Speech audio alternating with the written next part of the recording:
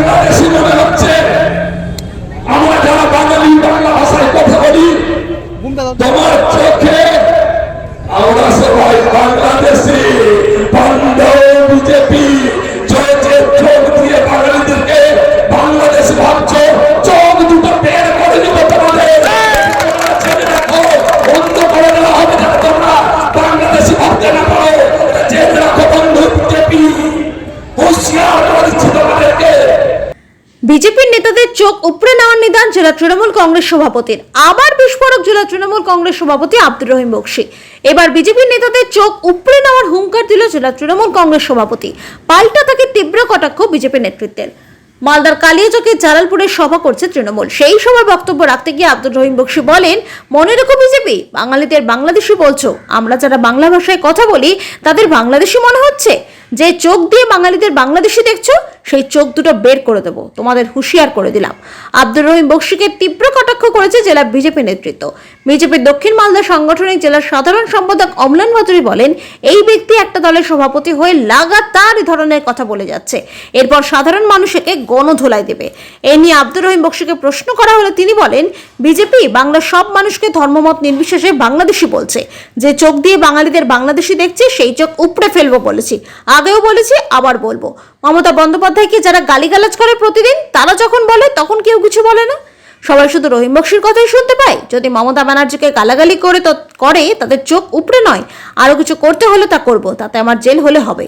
এই দিনের সভায় উপস্থিত ছিলেন সদ্য বাংলাদেশ থেকে ফেরত আসা মালদার কালিয়াচকের শ্রমিক আমির শেখ। কত বাঙালি আছে, হিন্দু মুসলমান বলে নয়, বাঙালি যারা আছে বাংলা ভাষায় কথা বললেই তাদেরকে দেখলে তারা বাংলাদেশি বলে ঘোষণা করতেছে। আমির ভাই হচ্ছে তার জ্বলন্ত প্রমাণ।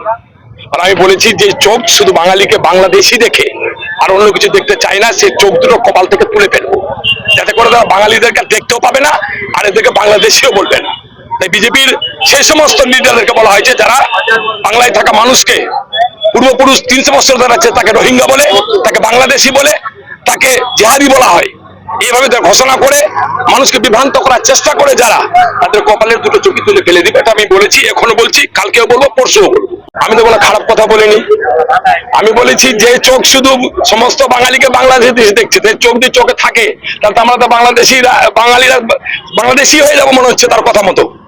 সেই চোখ তুলে নেবার কথা আমি বলেছি। এটাকে আক্রমণ বলা হয় কিনা আমি জানি না, কিন্তু সম্মানীয় বিরোধী দলের নেতা প্রতিদিন মমতা ব্যানার্জি, তিনি সাংবাদিকদের সাথে থাকেন, গরিব মানুষের সাথে থাকেন, প্রত্যেক মানুষের সুযোগ সুবিধা দেন।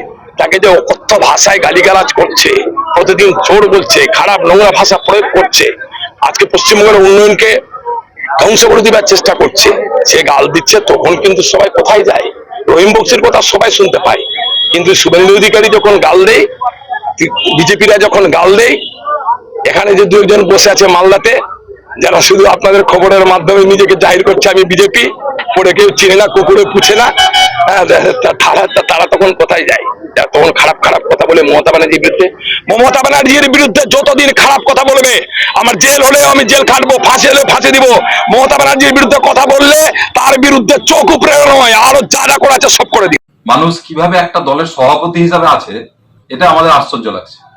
তিনি যেভাবে বিরোধী দলনেতা এবং বিভিন্ন বিরোধী নেতা নেত্রীদের কটূক্তি করছেন, এটা খুব দুর্ভাগ্যজনক। কিভাবে বক্তব্য রাখতে হয় সেটাই উনি জানেন না। তিনি এমন কথা বলছেন, এরপরে মানুষ শুনতে শুনতে অতিষ্ঠ হয়ে জনসাধারণ একে পেদিয়া বৃন্দাবন দেখিয়ে দিল।